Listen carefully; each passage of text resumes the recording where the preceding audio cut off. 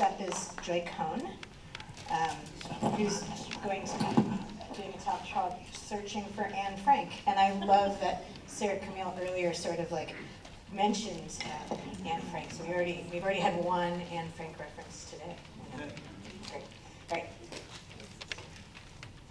Hi. What if Anne Frank never really died? What if she's been living on a dead-end dirt road in Vermont as an artist, a recluse, named Leah Prolima?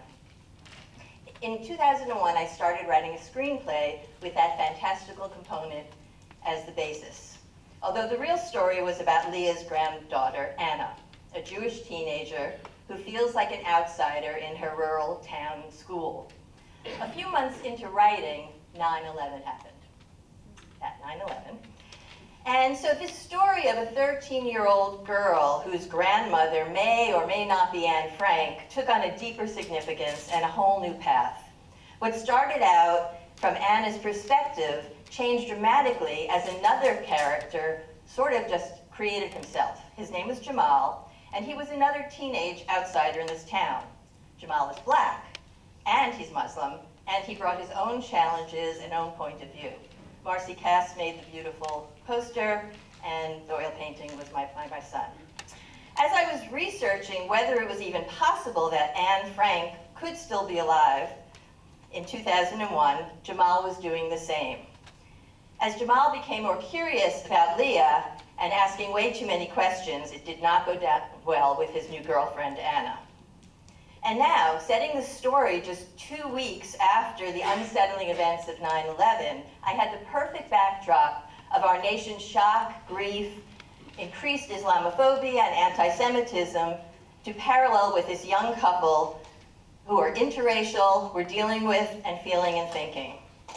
Wendy Stein and Sharon Panish from Theatre Kavanagh approached me to turn my screenplay into a theatrical script so they could produce it as a live, enhanced stage reading, which with some incredible collaborations, cast and crew, we did. But something still gnawed at me. After extensive research, including the Library of Congress and even communications with the Anne Frank Foundation in Amsterdam, who gave me permission to use Anne Frank's words, the evidence was clear that yes, it was possible she could still be alive. But why? If she survived the Holocaust, why choose to remain incognito? One of my favorite parts of writing fiction is asking those questions, the what ifs and the whys. Why would a Lithuanian immigrant come all the way to Burlington, Vermont in 1910 to paint a mural? What if we lived in a culture, a society that celebrated artists and teachers more than we did celebrities? To make Anna's journal work, I had to answer the question, if Anne Frank was alive, why did she keep it a secret? It seems it's our human nature to try to find someone that we can look to inspire us, a symbol, often powered by the emotional resonance of death, the sacrificial lamb. In the decade before George Floyd was brutally murdered, black males, who make up 6.1% of the US population, accounted for 25% of all persons shot and killed by the police, thousands of victims. So why George Floyd? This painting was by Marcy Cass. His murder was a catalyst for global protests against police brutality. His death became a symbol of widespread racial injustice. I can't breathe, a rallying slogan. Anne Frank's words evoke hope. In the 1930s and 40s, it was common for kids to write in diaries. A dear friend I have known since kindergarten shared her Austrian-born mom's diary. Lietz's words are so similar to Anne Frank's, yet Lietz wrote them 10 years earlier.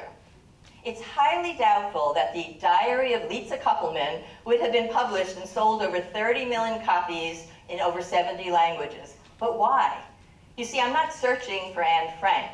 I'm searching for why some individuals move us, become symbols of a movement, and what that says about us. So why Anne Frank? Why did George Floyd spark protests? What was it about him and that horrific murder that spoke to us individually and as a society? Why not all of the others? Who will be the next symbol? What's the value of these unintentional icons? Is there value? Does it create change? Part of my process is to discuss those ideas. There are so many survivors of persecution, of genocide, of oppression, and most of us don't pay attention. We don't know their names. But an innocent girl dies and leaves a diary, and it becomes a symbol of the entire Holocaust. If Anne Frank never died, her story would not be as powerful. What motivates people to act, to try to create change?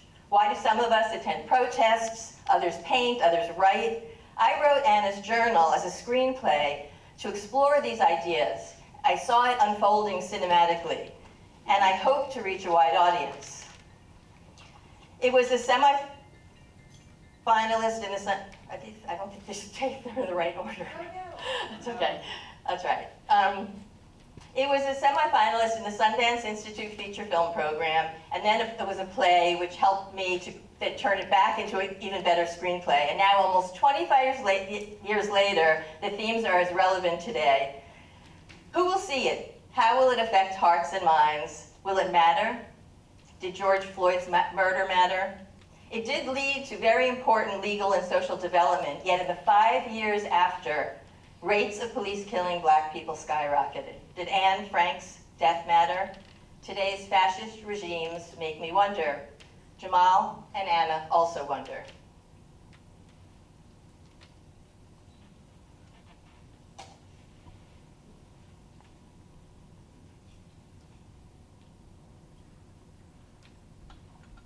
As Anne Frank wrote, in spite of everything, I still believe that people are really good at heart. Here's Todel's Anne Frank with Hind Rajab, a 5-year-old Palestinian girl who was tragically killed in Gaza in January 2024. I'm still searching, still hopeful that a little child will lead us, if only we'd follow her while she's still alive.